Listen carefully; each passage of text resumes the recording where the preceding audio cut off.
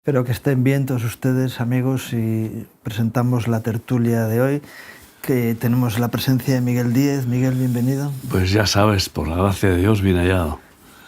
Y Espero que por parte del Señor no tengo, bueno, la duda no existe, no tengo confusión, pero también me espero que por parte vuestra yo sé que también bien hallado. Así es. Y bueno, hoy queremos comenzar esta tertulia con un evento que se va a desarrollar en este mes. Tenemos aquí el cartel, en los días 19, 20, 21 de septiembre, en los Montes de Toledo, en Los Llévenes. Retiro de mujeres, que llevamos muchos años, más de 20, no sé cuántos, 20 y tantos años, con este ministerio de capacitación de las mujeres para servir mejor y glorificar a Dios con sus vidas, ¿no? Tiene la doble vertiente de el beneficio personal y el beneficio que supone para los demás, y que tenemos el testimonio de tantas mujeres que han participado, que ha sido de mucha bendición para sus vidas. De hecho, normalmente se ocupa todos los espacios y hay personas que van justo el sábado porque no hay espacio para que puedan estar los 3 días, ¿no? 19, 20 y 21 de septiembre, una cita especial para las mujeres ahí en Los Llévenes. Pues es un ministerio que tiene una gracia muy especial de nuestro Señor, porque no hay ninguna de las ocasiones de estos retiros en la cual las personas no hayan quedado pues renovadas, satisfechas y gozosas y bueno, incluso no hayan experimentado alguna sanidad, hasta milagros, ¿no? O liberaciones, o siempre la unción es especial en Esther. De alguna manera, pues Dios da la medida que quiere dar, ¿no? Como la medida de fe y como da también los dones que reparte, según su decisión. Así que yo creo que tenemos que darle gracias a Dios y exhortar a que las mujeres inviten a otras mujeres a que vengan, especialmente aquellas que están con problemas de depresión, de ansiedad y bueno, yo llamaría muy directamente a personas que no acaban de perdonarse a sí mismas. Fíjate tú, que sí. Parte más curiosa, ¿no?, de lo que es el perdón, y que siguen pidiendo perdón a Dios, y podría Dios decirles, pero ¿de qué me estás hablando? Si desde la primera vez que te humillaste y me pediste perdón de corazón, claro, ya está borrado. Entonces, bueno, es un tema... Es curioso, una vez una mujer en la iglesia me viene y me dice: yo sé que Dios me ha perdonado algunos de mis pecados, pero hay otros... el perdón de Dios es íntegro, integral. El problema es que nosotros volvemos a caer en los mismos errores y en los mismos pecados quizá que hemos sido perdonados, pero el tema del perdón es... bueno, es muy amplio, yo sé claro que no se va a poder tocar todo, y el perdón tiene que ver... Bueno, hay dos aspectos o dos direcciones en el perdón. Cuando alguien perdona a los demás, que es fundamental, y hay personas que solamente buscan el perdón externo, es decir, que los demás me perdonen o que Dios me perdone, pero el mayor problema está en perdonarse a uno mismo y perdonar a los demás, es decir, algo que tiene que hacer uno mismo y que solamente por gracia se puede conseguir, ¿no? Sí, hay personas que no pueden perdonar a su padre o a su madre o a su marido o a su mujer o a un hermano o a un amigo que ha traicionado, lo que sea, ¿no? Y pues hay personas que no solamente no perdonan, sino que rezan o oran para que el contrario se muera. Yo esto lo experimenté en Ucrania, ¿no? Yo les dije, ¿qué cristianos son ustedes? Orando para que Dios mate a Putin. Y digo, ¿dónde están? Hace unos años tuvimos un encuentro en Bilbao. La idea era afrontar la problemática del terrorismo en el País Vasco, que ha supuesto prácticamente 2 generaciones de personas tocadas con la problemática de muertes, de todas estas cosas, ¿no? Y lo que se planteó, el tema principal y más importante, era que las víctimas tuvieran la gracia de poder perdonar. Porque la falta de perdón en uno mismo corroe el alma de las personas, ¿no? Porque es el doble trabajo que hace el que ofende. Primero te ofende y luego, como tú no perdonas, sigue corroyendo tu vida esa ofensa hasta que tengas la gracia de poder perdonar. El rencor, ¿no? Y el deseo de venganza, eso produce la amargura y produce una contaminación del alma interna tremenda, y luego contamina todo alrededor. Alguien que vive con rencor y que no puede perdonar, es insoportable de la convivencia. Son personas que pueden llegar incluso a una paranoia y a una actitud,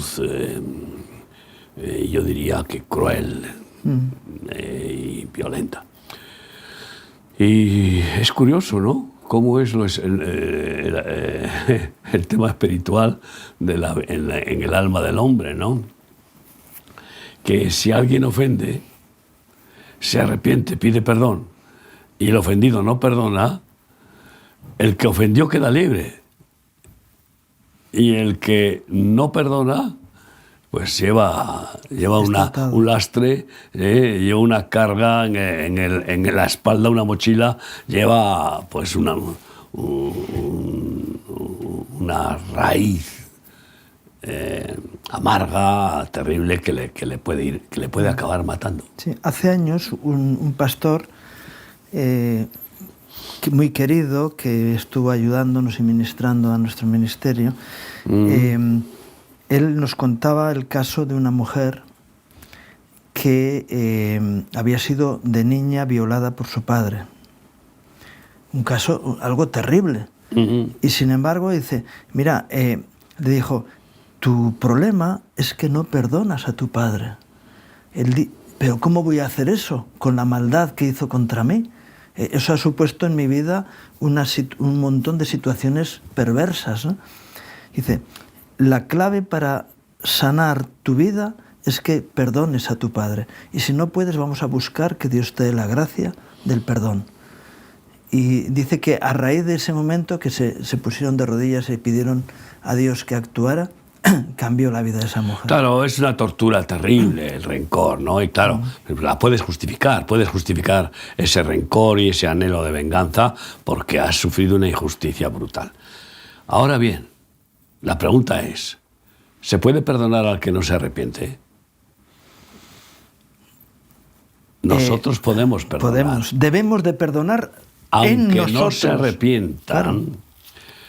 En nuestro corazón debe haber misericordia por el que pecador, el ofensor, que aunque no se arrepienta porque lo tiene crudo, como diríamos, lo tiene muy difícil. Se está buscando el juicio de Dios y la misericordia, la compasión nos debe llevar a que cualquier pecador pueda ser salvado de su pecado, de la maldición del pecado. Y entonces, y más si es el Padre encima, ¿no? Entonces, en ese acto de compasión y misericordia, que solo por gracia, claro, solo lo puede producir el Espíritu Santo. Y ahí está el problema, ¿no? Entonces, pero si uno quiere, el Espíritu Santo, claro, produce el querer y después el hacer. Entonces, yo creo que el problema más grande sobre el perdón es cómo esperar que Dios perdone al que no se quiera arrepentir. Ahí yo tengo que irme a las manifestaciones de Dios. En ninguna manera será blanqueado. Sí, su pecado permanecerá pecado, en él, claro, porque no se arrepintió. Claro. Hace poco estuve en un acto en el que estaba María San Gil. María San Gil sufrió el atentado de la muerte de su jefe, amigo muy cercano, Gregorio Ordóñez, y estaba sentada al lado cuando lo mataron. Dice, yo al principio tuve un impacto muy fuerte por aquello y casi me inhabilita. Bueno, ella siguió adelante con la política, pero dice, yo he aprendido que debía de perdonarle y ahora tengo la libertad de que mi corazón está limpio. Dice, es una mujer que tiene fe, que tiene una vida de fe. Dice, yo encontré el descanso a este conflicto que me trastocó la vida, alcanzando el perdón, y también por gracia de Dios.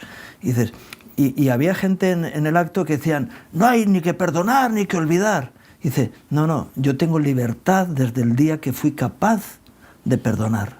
Claro, el problema está que el asesino etarra que estás hablando... No, está claro, el asesino tiene El asesino etarra, pues se justifica encima por su ideología, por su fanatismo político y para justificar lo injustificable. Lo injustificable. Entonces, claro, a veces me hubiera gustado poder ir a las cárceles, a los etarras, que no se arrepienten ni a tiros, y decirles, pero vamos a ver, ¿cómo puedes vivir con una conciencia culpable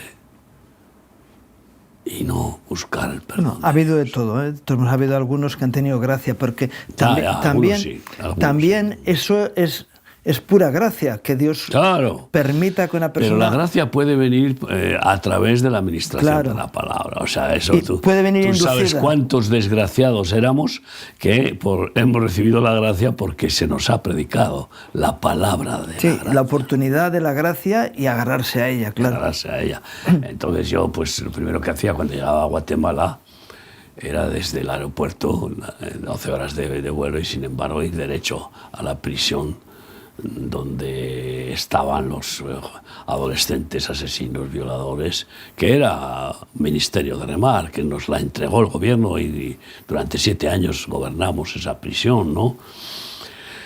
Y iba a ministrarles.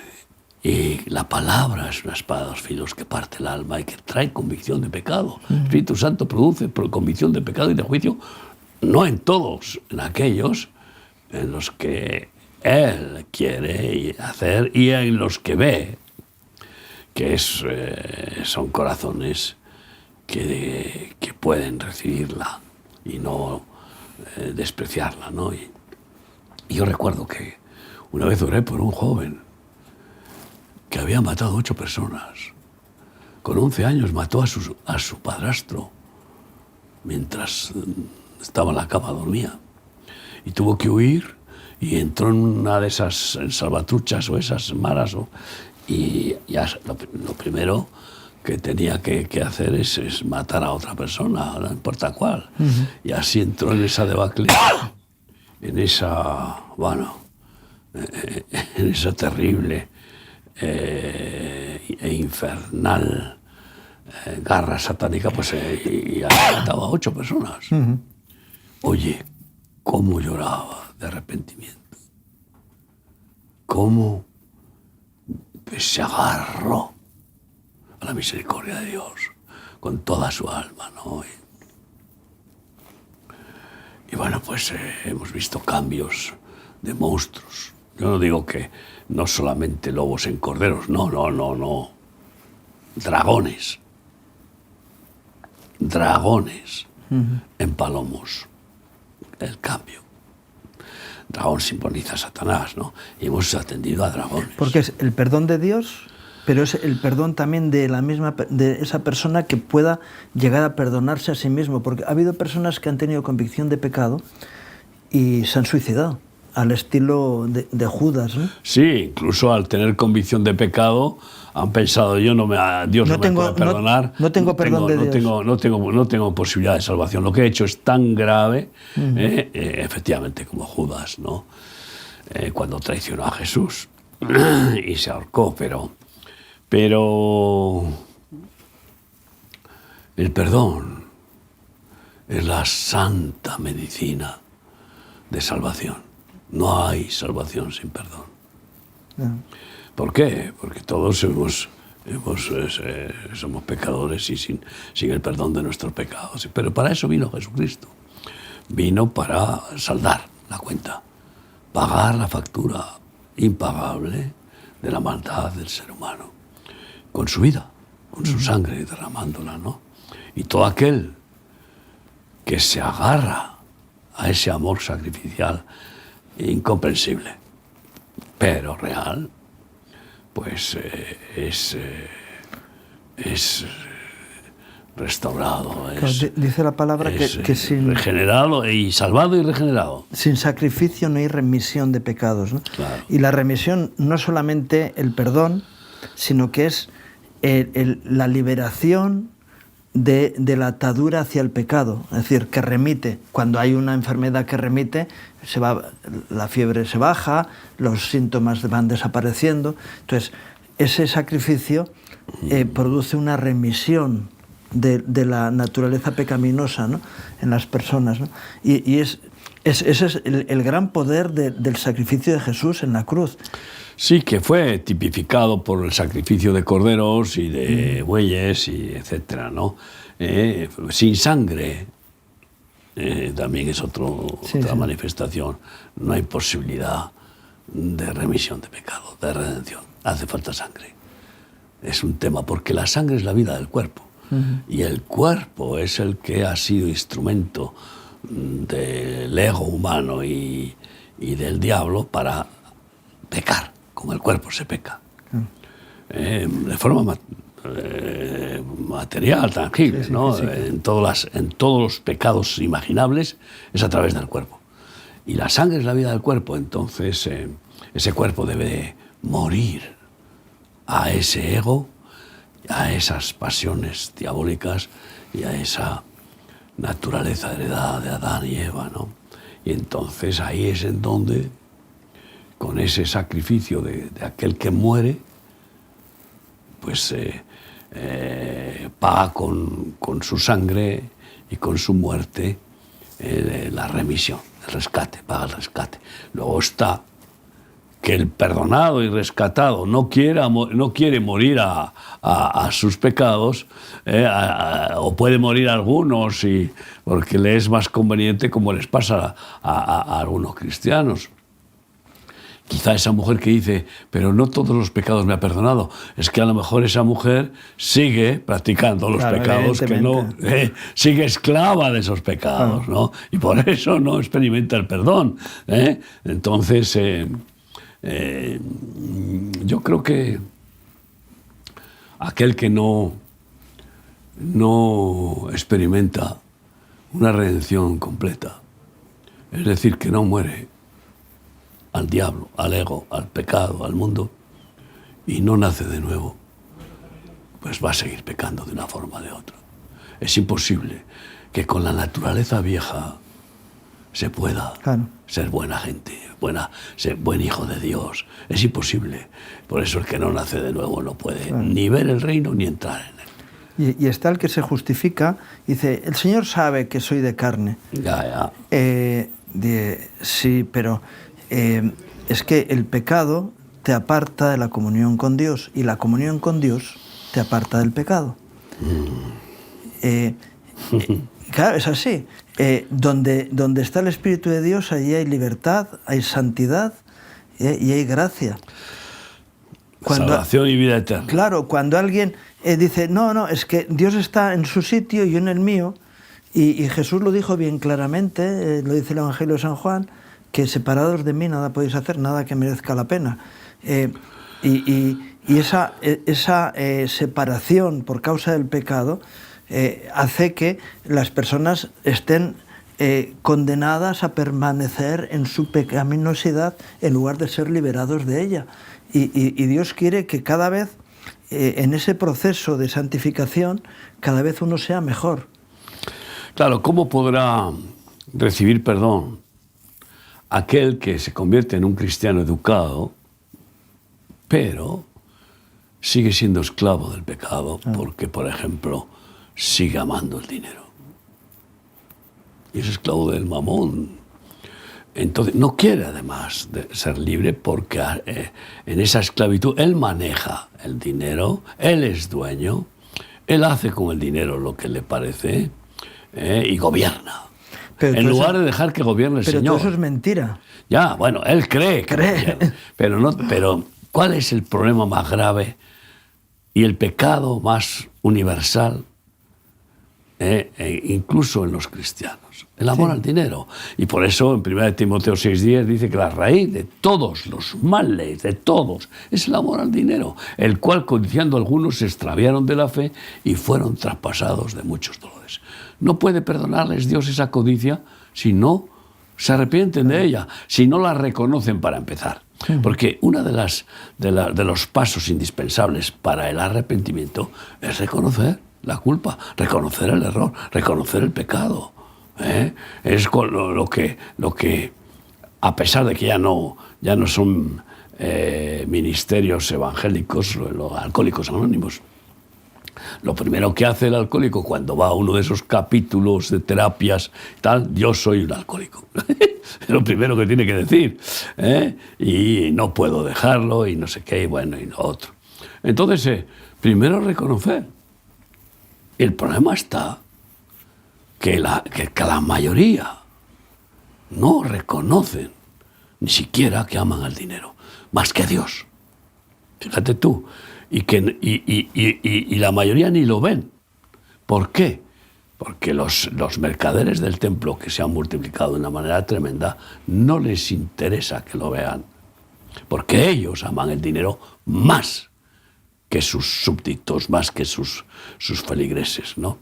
Y entonces no se predica una espada afilada que parta el alma.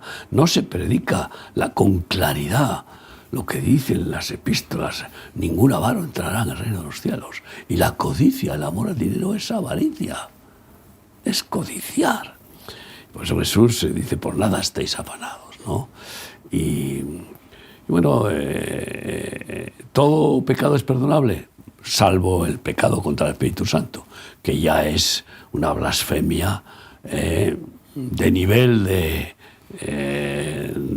yo creo que de confabulación satánica o de pacto con Satanás, al estilo de dejarse poner el 666. Cuando los que hagan eso, seguro que el anticristo exigirá una blasfemia contra el Espíritu Santo, contra el Evangelio, contra Cristo, ¿no? Y no es perdonable ninguno de ellos, y bueno, tremendo. Pero incluso los pecados de blasfemia contra Cristo, contra el Padre, que algunos, además hay algunos que tienen la boca tan ligera que enseguida dicen barbaridades, ¿no? Y ofenden a Dios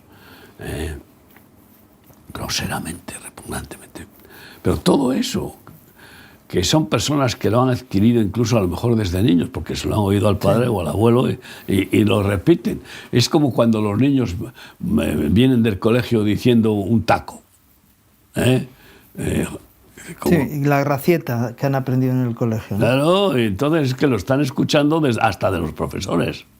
En lugar de decir jolín, dicen jo, lo que sea, ¿no? Y venga, y vienen y repiten. Claro, y otros tacos peores, claro. Pues eso queda. Si no hay una corrección desde niño y se le consiente al niño que diga esas groserías, y se ríe uno, ¡ojo! ¡Qué risa! ¡Mírale! Pues entonces eso puede ir grabándose en el alma como un carácter, una imprimación, y entonces va forjando pues una persona grosera y una persona... Sí, malvada al final, ¿no? Y es tremendo. Y frente a eso está el perdón. Veo en el programa que se habla primeramente del perdón divino, que está claro que es fundamental, que es una bendición de Dios, pero luego habla del ser perdonado, que es más o menos lo que hemos estado hablando, a los diferentes niveles, ¿no?, personales, y luego permanecer en el perdón. Hablábamos antes de personas que, bueno, han recibido la experiencia de la limpieza, de sentirse limpio por la gracia de Dios, que eso es maravilloso. Es mucho más, pero la sensación que tiene alguien cuando sale de la ducha, que se siente limpio, ¿no? Y cuando alguien sale... Sobre todo si se ha entrado en la ducha oliendo a peste, ¿no? Sí, o sea, alguien que cuida puercos. Que curiosamente todos los seres humanos, de una forma o de otra, hemos sido cuidadores de los puercos, ¿no? Sí. En fin, es así. Y el pecado huele fatal. Es lo más repugnante aromáticamente que se pueda uno ni imaginar. Si los puercos huelen mal, el peor olor de animal yo creo que lo dan los puercos, pero... Sí, bueno, las ratas también, pero bueno... sí, las ratas, pero no es tan... No, las ratas tiene que haber muchas y tiene que haber cadáveres de ratas y tal, pero es que los puercos se regodean, sí, removiéndose en la porquería, en su propia porquería o la que sea, ¿no? Entonces... cuando alguien tiene un trabajo en el que se mancha y huele fatal, pues no se puede acercar ni a nadie, ni a su mujer, ni a sus hijos, ni a nadie, ¿no? Bueno, pues esto es el problema. Alguien que no está limpio de pecado tiene el gran problema de la convivencia, porque es su pecado, no remitido, no expulsado, pues trasciende. Sí, el problema es y que... resulta que ese pide perdón a Dios, pero sin que haya una verdadera convicción y un odio. El arrepentimiento verdadero es aborrecer el mal, dice un texto claro. Y si no hay odio a ese olor fétido que produce el egoísmo, sobre todo el egoísmo, la cobardía, la mentira, ¿y para qué vamos a hablar de la calumnia? Y el odio y la codicia. Porque el cerdo es el animal más codicioso. El cerdo grande, cuando se pone en el pesebre... Sí, se impide que los demás coman. No pueden comer nadie. Y ahora por eso en las granjas ponen barras de hierro para que no pueda hacerlo. Porque si no les deja sin comer a todos. Entonces... Y algunos hasta hacen sus necesidades cuando terminan de comer para que nadie más pueda comer aquello. Sí, se hace. Es una cosa repugnante. Bueno, el asunto es que hay que odiar el pecado. Y eso solamente lo produce la presencia de la santidad de Dios, del Espíritu Santo, que trae convicción de pecado y de juicio. Porque cuando uno llega al punto de odiar el pecado es decir, merezco el infierno. Lo que mi pecado es horrible. El pecado de cualquiera merece el infierno, porque si pecares, de cierto morirás. Esa es la... Sí, pero vamos a personalizar, sí. Porque es un asunto tan íntimo, tan personal, en la convicción de pecado personal, no que tener convicción del pecado de otro. Pero me refiero que ahí es en donde se produce el proceso, ¿no? Y por eso, pues, el que nace de nuevo, pues no quiere saber nada. Nueva criatura es. Las cosas viejas pasaron, las odia. De ninguna manera quiere manchar su alma, aunque cometa errores. no son voluntarios. Y de ninguna manera quiere ofender a aquel que le ha santificado con un precio tan alto como derramando su sangre. Cuando los que se dicen cristianos no experimentan eso y siguen amando el dinero y el mundo, el que ama al mundo, el amor del Padre no está en él. Entonces, este es el Evangelio que hay que mostrar urgentemente, porque estamos acercándonos al fin. Y los que no sean limpios, sin santidad, nadie verá al Señor. Claro. Y quiere presentar una novia sin mancha y sin arruga. Y la Iglesia no está en esas condiciones. En términos generales, las excepciones, los escogidos, los que pues incluso a veces están en las congregaciones de forma anónima, pero que en su interior viven aborreciendo el pecado y claman a Dios cada día para que les guarde del mal, pues esos Dios los conoce. Claro. Hay la enseñanza incluso en el Padre Nuestro, y el Señor también enseñó a sus discípulos en varias ocasiones, ¿no?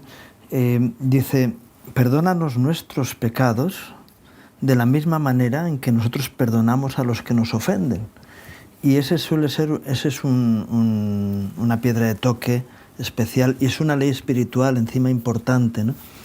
De tal manera que es curioso ver cómo en la Iglesia muchas veces hay personas que tienen asuntos pendientes unos con otros.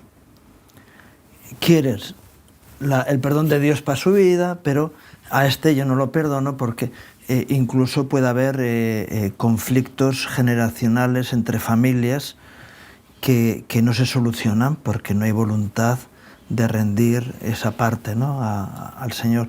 Y en lugar de maldecir a la persona que te ofendió, bendecirla para que sea cambiada su vida, y eso viene como fruto del perdón. Si tú no perdonas a alguien, no puedes bendecirla. El tema principal es que Dios pide imposibles. ¿Para qué? Para que lo haga Él. Para que lo haga Él. Lo que pide, lo tiene que hacer Él. Entonces, cuando oramos, pues siguiendo la enseñanza del Padre Nuestro, en realidad deberíamos decir, Padre, dame el poder de tu Espíritu para perdonar a los que me ofenden como tú me perdonas a mí. Porque si no, es imposible comparativamente.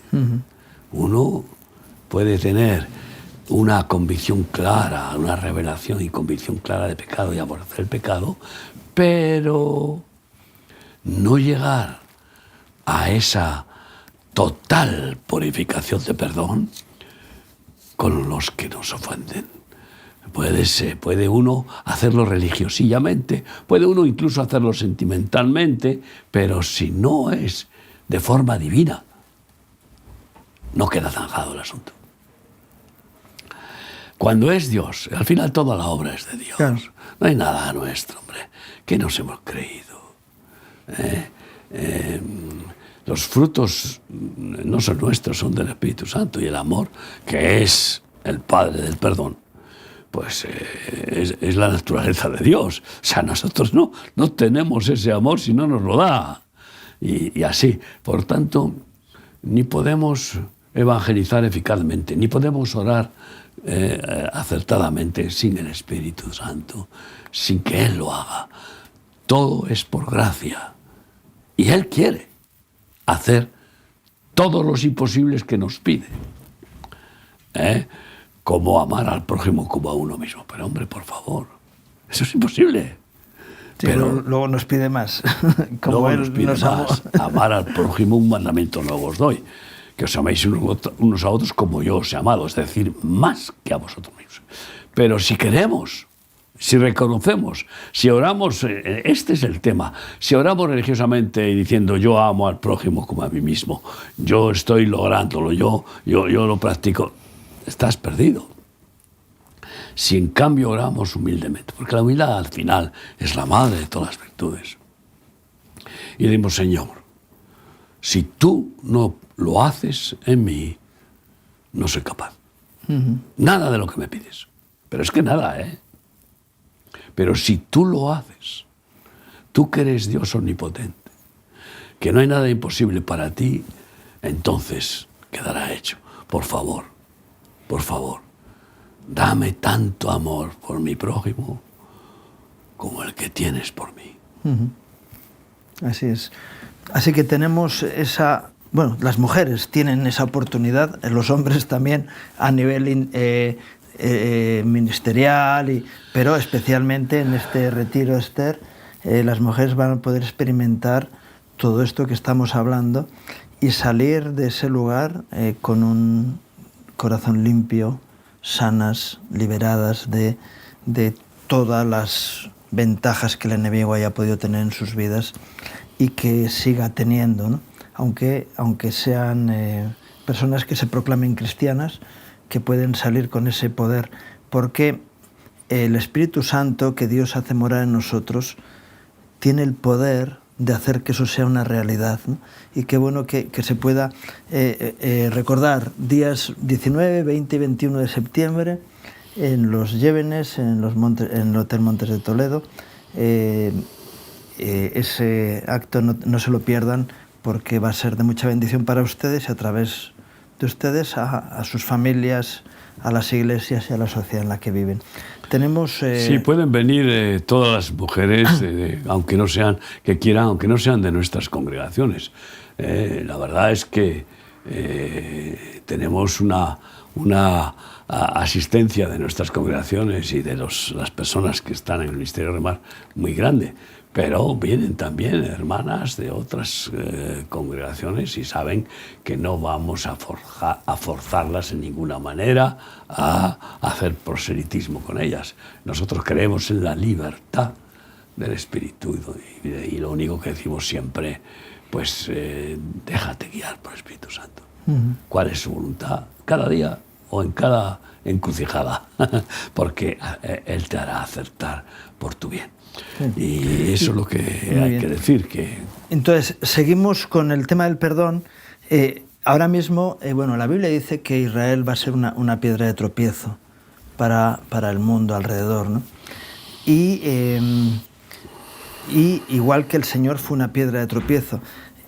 Yo no digo que sea desde el punto de vista de la masacre, sino puede ser por el lado contrario, porque el Señor fue una piedra de tropiezo por devolver bien por mal, por romper con los paradigmas que la sociedad y que el mundo tenía alrededor suyo, ¿no? Y entendemos que de alguna forma Israel va a ser ese paradigma cambiante tarde o temprano, porque por la gracia de Dios el Señor se va a manifestar en ese pueblo de una manera especial. Bueno, ya va manifestándose 5.000 años desde que llamó a Abraham, ¿no? 4.000 y pico años. No, lo cierto es que la situación de esa piedra de tropiezo la produce Dios por varios motivos y con varios fines. Lo primero, provocar a los perversos del mundo, que son antisemitas, a que sigan llenando las copas de la ira. Porque la maldición que Dios manifestó a través de Abraham es inapelable y imposible de evitar, salvo con un verdadero arrepentimiento y con el perdón de Dios por haber sido antisemita, anti-Abraham.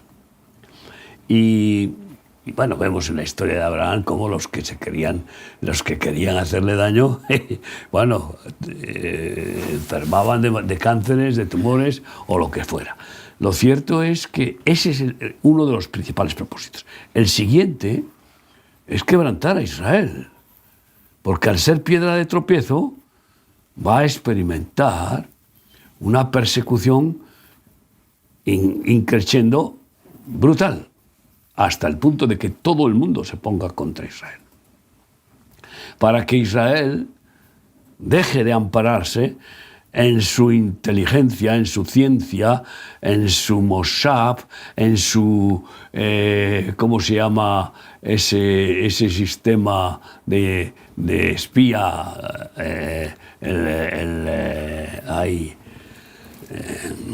Que utilizan y que el Pegasus, sin refugiarse en el Pegasus y en sus bombas atómicas o bombas nucleares de otro tipo, de neutrones, no sé qué, su armamento terrible y su potencial económico. Y se quebrante, la influencia y se mundial. ponga de rodillas. Porque lo peor que tiene Israel es que, como actitud humana defensiva hacia una persecución histórica continua de todas las naciones, porque Satanás inocula ese fanatismo, ese odio irracional, inexplicable, y por envidia a aquellos que siempre son los más bendecidos del mundo. Porque aunque no sean fieles, son hijos y Dios bendice a los que ha dicho que va a bendecir. Y eso prometió a Abraham y a su descendencia. Y entonces, por envidia y porque no se asimila, no se sujeta a los pueblos, a las naciones, al nuevo orden mundial, no renuncia a sus raíces. Y en una parte, pues Dios también permite esa persecución y ese quebrantamiento. Están empezando a boicotear a Israel comercialmente, ya en muchas maneras. Ayer tuvimos una situación muy desgraciada encima en Bilbao, que me duele más que en otros sitios porque claro, es mi tierra. Y dices,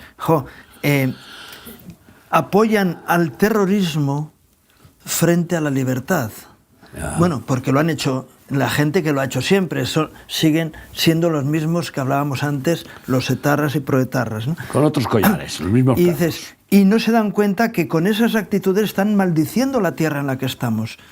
Cuando, recordemos, hay dos nombres de un personaje histórico, que es Jacob e Israel. Jacob es un hombre que no tiene escrúpulos, que miente, roba, lo que haga falta, y aprovecha las oportunidades para sacar ventaja. Y el Señor se encuentra con él en Betel y le dice, yo voy a cambiarte. Si tú me reconoces como Señor, yo te voy a cambiar. Porque él tenía la bendición de Abraham sobre él, porque su padre se la había dado, ¿no? Y dice, no, yo voy a tratar... Aunque la tomó fraudulentamente. Sí, pero bueno. Conforme a su naturaleza del nombre que tenía Jacob, el suplantador, el engañador. Pero luego, después de 20 años y de bueno, sus 4 mujeres, 12 hijos, bueno, todavía eran 11 porque el 12º no había nacido, le has cambiado el nombre por el nombre de Israel, que es el que están atacando ahora. Israel es príncipe de Dios. Que es uno de los nombres de Jesucristo, porque no hay otro príncipe. ¿Cómo iba a ser príncipe del pueblo de Dios Jacob, el suplantador? No, el príncipe es Jesús y le da su apellido, su nombre, a Jacob. Es decir, que le hace participar de ese principado absoluto del Mesías, de Jesucristo, ¿no? Y es como un padre que da su apellido a su hijo. Bueno, pues entonces es lo que hace Dios, nos da sus nombres, y nos identifica por su propia naturaleza, porque nos hace a su imagen. Claro, ahora, atacar ese nombre es grave. Hombre, porque están atacando a Jesús, aunque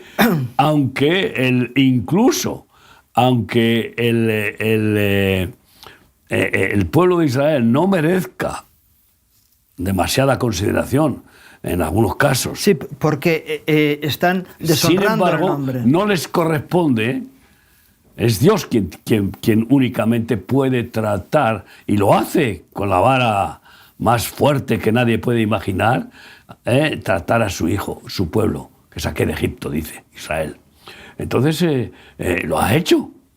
Dime, en toda la historia, ¿qué pueblo ha sido más castigado por Dios que Israel? Ninguno.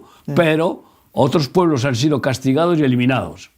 Pero el castigo de Dios nunca, nunca, nunca es para eliminar, salvo al pertinaz.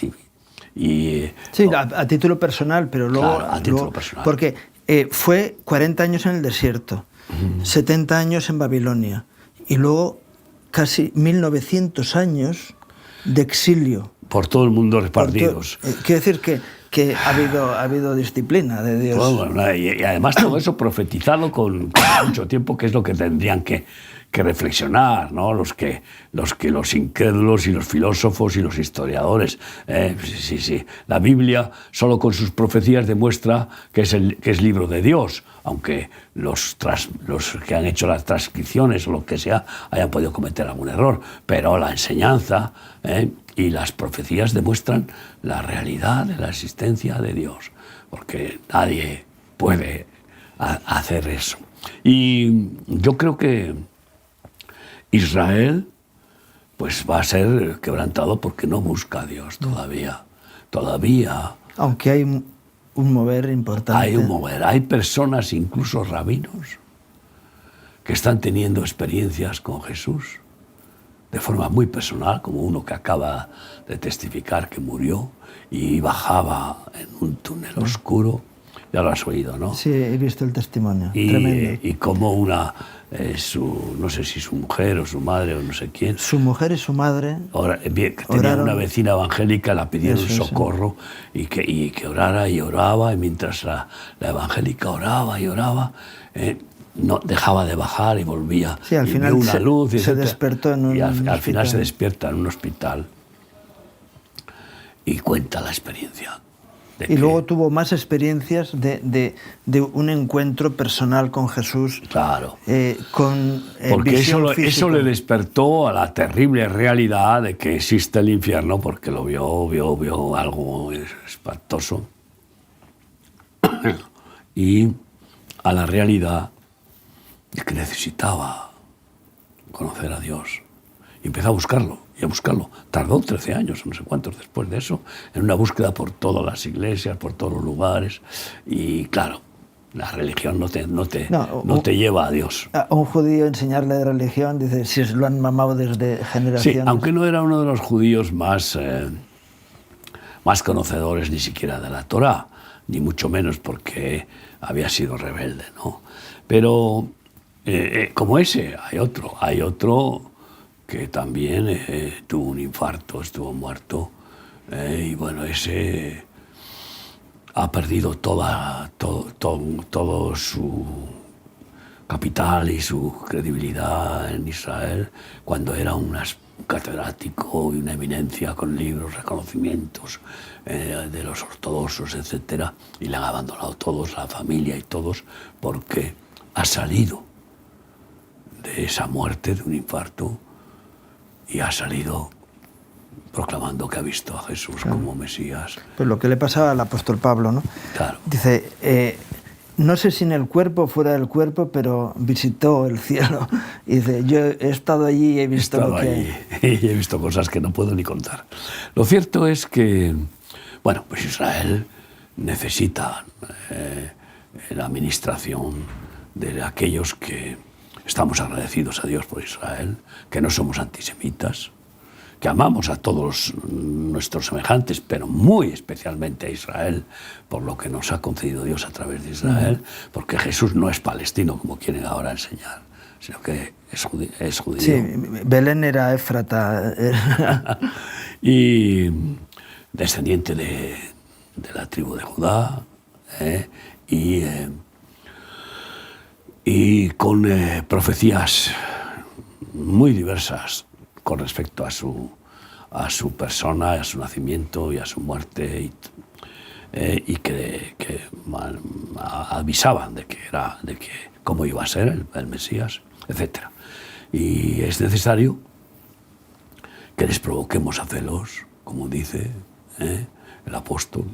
Y luego están las promesas de Dios a Abraham: el que me bendijere será bendito y el que me maldijere será maldito. Sí, lo que pasa es que caer también en ese llamamiento un poco sionista, es decir, no, voy a bendecir a Abraham porque eso me bendice a mí. No, hay que hacerlo, nada hay que podamos hacer que hagamos vale si no es hecho por fe y amor, por amor. Claro. Primero por fe, que es oír que eso es lo que quiere Dios. Sí, que es lo justo. Eso es, que es su voluntad, y luego por amor. Lo cual siempre volvemos a lo mismo. Tiene que intervenir el Espíritu Santo. Y por eso estamos preparando pues, el segundo viaje de este año a Israel, que será, si Dios quiere, no sé si es el 8 de diciembre o el 9, y bueno, pues ya se están apuntando personas y es urgente que aceleren los que quieren venir a Israel. También estaré, si Dios quiere, con el grupo en esta ocasión, si Dios me lo permite. Espero estar y celebraremos el Congreso de Palabra Profética en Jerusalén también, con el lema liberación, nada menos. Por tanto, si quieres, infórmate bien. Los que han estado en agosto, los que han estado el año pasado conmigo en agosto y en diciembre, y los que han estado en tantas ocasiones que repiten y repiten. Bueno, pues no te lo pierdas, porque podría ser que en esta persecución a Israel pueda haber boicot aéreo en los próximos años. Podría ser. ¿Qué significa? Pues que yo recuerdo una señal profética que como Turquía cerró el espacio aéreo a Israel y le dio una complicación impresionante porque tiene que pasar por Turquía cantidad de vuelos. Sí, a no ser pueden ir por Egipto, pero, ya, se complica la cosa. Pero le complica la cosa. Y además, en este caso no será un país el que cierre. Este es el asunto. Entonces, tenemos oportunidad de Israel, aprovechémosla, porque es el mejor viaje de tu vida para ver las huellas del Maestro, las raíces de nuestra fe, es decir, dónde está el lugar donde Jesús va a venir, el mismo del que se fue en una nube. Allí volverá, y volverá para reinar 1000 años. Haz un esfuerzo, pero apúntate rápido, porque cuando tenemos un cupo y cuando se llena, en el anterior viaje de agosto hasta algunas personas se quedaron sin poder participar porque se demoraron y están apuntadas para el siguiente, para diciembre.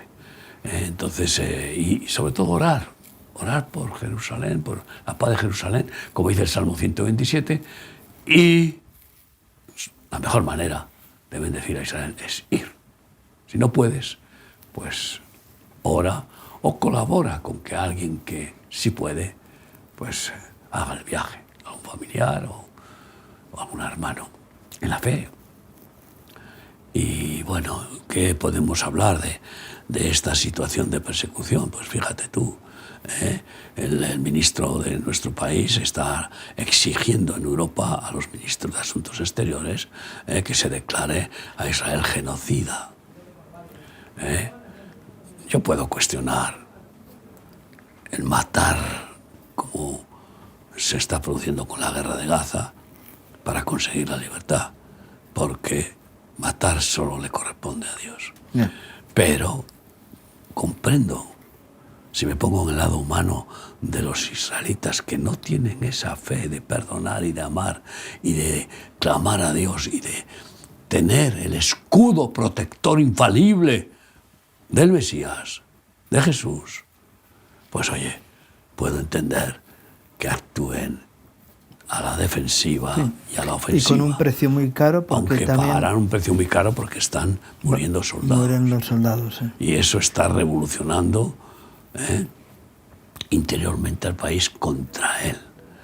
Pero que quieran exigir a Israel y que lo quieran proclamar genocida, y que le quieran exigir que trague con Hamás, que pare, sin que Hamás ni siquiera ha hecho el gesto de devolver a los secuestrados, que no debe de devolverlos por canje de nada, ningún chantaje, debería devolverlos por un mínimo de decencia. Que no tienen, que no existen. Que no la tienen, claro, por haber hecho tal atrocidad. Sin que haya eso, esa parte por Hamás, es entendible humanamente que Israel quiera exterminar todos los nidos que hay en Gaza y quizá en Cisjordania de terroristas que solo quieren asesinar a Israel. Y que sigan proclamando estas estos barcos que van a Israel diciendo que llevan a ayuda humanitaria, mentira. Han hecho un paripé terrible. Y de momento se han quedado en Menorca, no han ido más allá. Y un ridículo espantoso. Y claro, ¿cómo van a ir si ya les ha advertido el gobierno de Israel? Como lleguen ustedes, van derechos a la cárcel. Por terroristas y por no respetar. Van a ser tratados como terroristas porque están apoyando un movimiento terrorista.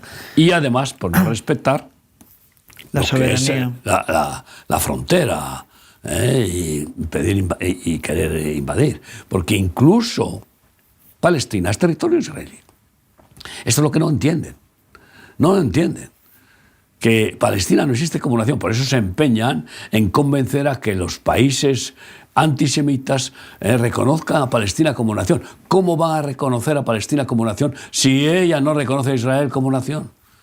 Y sigue proclamando que del río al mar, todo Palestina. Sí. Y estos perversos es lo que están declarando. Lo mismo que jamás. Es decir, que no hay solución en Palestina, sino por el exterminio de Israel. Y ese es el plan. Lo que pasa es que tampoco se atreven a decirlo tan descaradamente. Pero sin exculpar a Netanyahu, que le falta lo que es una vida espiritual correcta, que debería de ponerse de rodillas a él y todo el pueblo israelí, pidiendo perdón a Dios y pidiendo socorro, sin descartar eso. Y por tanto Dios se encargará de hacer lo que tenga que hacer, pero hay que reconocer que no tiene otra salida. Le han abocado a una huida hacia adelante, no, un avance para liberarse de este azote diabólico que ya lleva muchos años y que nunca ha parado de matar, robar y destruir. Que es jamás. Lleva casi 60 años. Nos queda un tema rápido, los congresos que va a haber a partir de ahora, que también es para que la gente lo conozca y ore por ello. Tenemos el último fin de semana de septiembre, coincide el congreso en Suiza, ¿no? En Milán. En Milán, bueno, en Suiza es la semana que viene, que no es congreso. Es una visitación anual con conferencia, de cena de amigos y con predicaciones. Coincide entonces el Congreso de Milán con el de Buenos Aires. Sí. Y la semana siguiente tendremos Congreso en Uruguay. Se celebra el 30 aniversario de la apertura de Remar en Uruguay, que ya se ha cumplido, pero que en el Congreso se va a celebrar. Sí. Y finalmente, la semana siguiente, será el Congreso en Brasil. Es decir, tenemos estos 4 congresos. Si Dios quiere, estarás tú allí ministrando, porque nos alternamos. Voy un año. Y encima, como todavía no has conseguido estar en 2 sitios a la vez, pues alguien tiene que estar en un sitio y alguien en otro, ¿no? Claro, por eso. Además, yo estoy en otros congresos. Sí, Al haber crecido tanto el ministerio en tantos países, tenemos que repartirnos. Así que, y que encima es el Señor el que tiene que obrar por encima nuestro. Así que oren para que Dios nos use, nos bendiga y nos dé unción para poder transmitir vida y no otras cosas, ¿no? Así es. Luego esto vendrá acompañado de reuniones de pastores, de obreros, etcétera. Sí. Y bueno, es una gozada ver el milagro de la unidad que Dios produce en nuestro ministerio con una diversidad tan grande. Diferentes razas, idiomas, culturas y países, y sin embargo, cuando vamos o vienen, pues la manifestación del gozo y del amor y de la unidad es maravillosa. Y luego tenemos el último, el Congreso en España, que será Dios mediante el día 31 de octubre, y los días 1 y 2 de noviembre en Fuenlabrada, que también necesitamos cobertura espiritual para ese tiempo, porque esperamos una visitación especial de Dios en todos, pero especialmente en este, porque necesitamos que Dios actúe, nos remueva. Ese sí que es nuestra fiesta nacional, en la que, bueno, nos gozamos. ¿Están todos invitados ahí en Fuenlabrada? 31 de octubre, 1 y 2 de noviembre en Fuenlabrada. Pero antes de eso, si Dios quiere, tendremos congreso en Angola y en Mozambique, donde también espero estar por 3ª vez en África este año, a ver si Dios me da la fuerza de ir con Luis con Paolo Luismi, el de Portugal, y aprovechar para visitar también Sudáfrica y Suazilandia, que es el circuito que se suele hacer cuando vamos a esa parte, ¿no? Y luego, pues, el que hemos dicho, Congreso de Jerusalén, aunque hay también, pues, algún otro congreso en África, como es en Ghana y en Costa de Marfil. Bueno. Ha habido este año, ya ha habido en Burkina Faso. Ha habido, no, eso es, este año ha habido en Ghana y ha habido en Burkina Faso en enero. Pero ahora quieren volver a hacer en Costa de Marfil. Ajá. Me ha llamado campaña, pero yo creo que corresponde que sea solamente para Costa de Marfil, sino mover a todos los pastores, todo esto, 3 veces al año. Pero bueno, congresos se está moviendo campañas evangelísticas. Claro. No estamos quietos. El Espíritu Santo no nos deja reposar. No. Y estamos ahí viendo la gloria de Dios y necesitamos su apoyo en oración y que Dios nos bendiga en todo eso. Pues muchas gracias, Miguel, por tus reflexiones, por todo lo que hemos podido experimentar en este programa, y gracias a ustedes por acompañarnos un día más, deseándoles que Dios traiga gracia y bendición a sus vidas, sus familias, sus trabajos. Que Dios les bendiga.